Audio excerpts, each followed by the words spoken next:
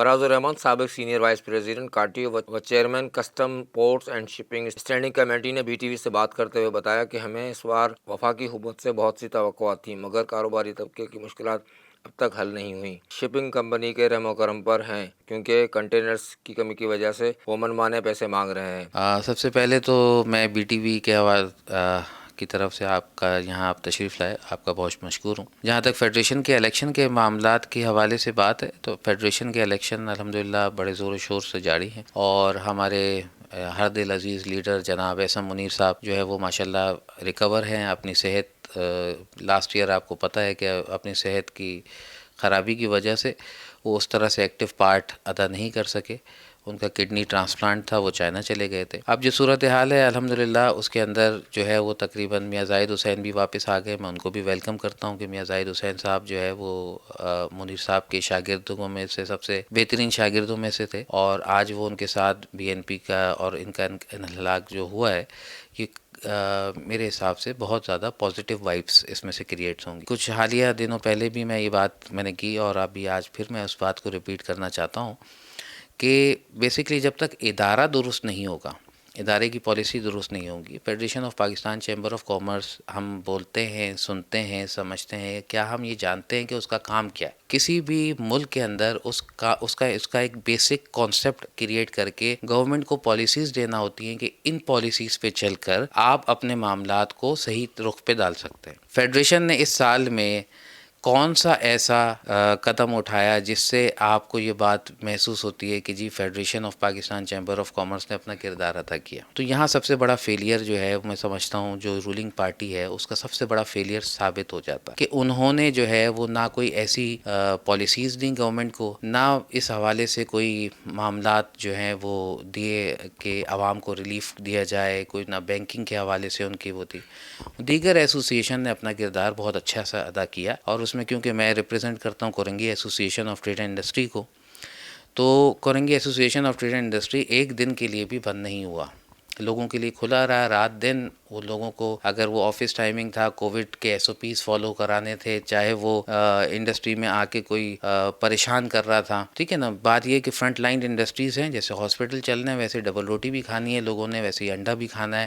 تو بات یہ کہ وہ تمام چیزوں کو چلنا ضروری ہوتا ہے، اس سائیکل کو چلانے میں جو کورنگی ایسوسیشن نے اپنا کردار ادا کیا ہے وہ کردار آپ اٹھا کے دیکھ لیجئے۔ تو جب ہم چھوٹی سی organization federation of Pakistan chamber of commerce تو بہت بڑی آرگنائزیشن ہے، مگر کیونکہ ہمارے patron in chief Ahsan Munir صاحب ہیں تو ان کی جو سکھائی ہوئی باتیں ہیں وہ یہ ہیں کہ جی آپ نے ایسے حادثے کے وقت میں ملک و قوم کو ادھورا نہیں چھوڑنا، اکیلا نہیں چھوڑنا۔ صرف یہ تھوڑی ہے کہ آپ گئے اور جا کے آپ نے راشن تقسیم کر دیا، آپ گئے جی آپ نے جو ہے فلاں چیز کر دی، ان سے قومیں نہیں بلڈ ہوتی۔ اگر قوموں کو بلڈ کرنا ہے تو پالیسی دینی پڑے گی، ایسی پالیسی دینی پڑے گی کہ جو آپ کے ایک بزنس کمیونٹی سے نکل کے گئی ہو اور گورنمنٹ کے پاس وہ پالیسی پہنچی ہو، اور پریکٹیکلی وہ پالیسی جو ہے وہ گروتھ لے کے آتی ہے ملک کے اندر۔ کووڈ میں حکومت خود مشکل میں ہے، اور ظاہر ہے عوام بھی مشکل میں ہے، یہ بڑا کڑا وقت ہے، اور صنعت کار بھی مشکل میں ہے۔ تو ایسے موقع کے اندر ہم نے دیکھا کہ حکومت نے جو اس وقت ٹیکس ریٹ کے حوالے سے جو بات حکومت نے کی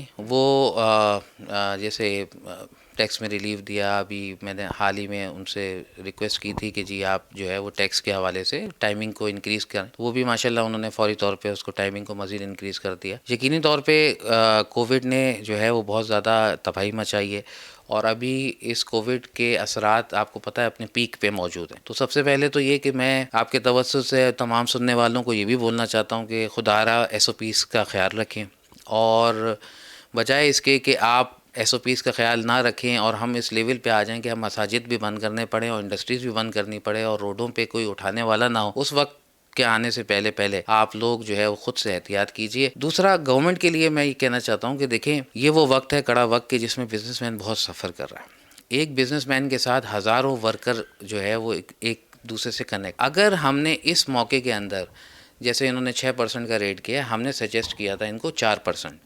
4% کا ریٹ ہونا چاہیے اس وقت بزنس جو ہے، تاکہ لوگ اس وقت دیکھیں اس وقت بہت بڑا گیپ ہے انڈیا اور چائنا کی وجہ سے، وہ گیپ کریٹ ہوا ہے، وہ ویکیوم کریٹ ہوا ہے۔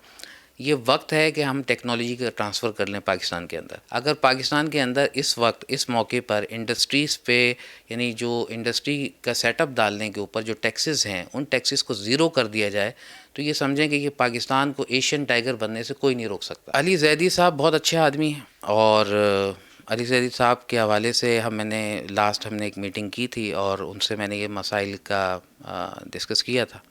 اب اس کے اندر دیکھیں علی زیدی صاحب جو ہے وہ ذاتی طور پہ بھی کچھ نہیں کر پا رہے ہیں کیونکہ وہ اتھارٹی آتی تو ان کے انڈر ہے مگر وہ رجسٹرڈ اسٹیٹ بینک کے اندر ہے, ریگولرائز ہو رہی ہے وہ اسٹیٹ بینک آف پاکستان کے انڈر. تو علی زیدی صاحب کو انسٹرکشن دیتے ہیں تو اس کو بھی وہ فالو نہیں کرتے.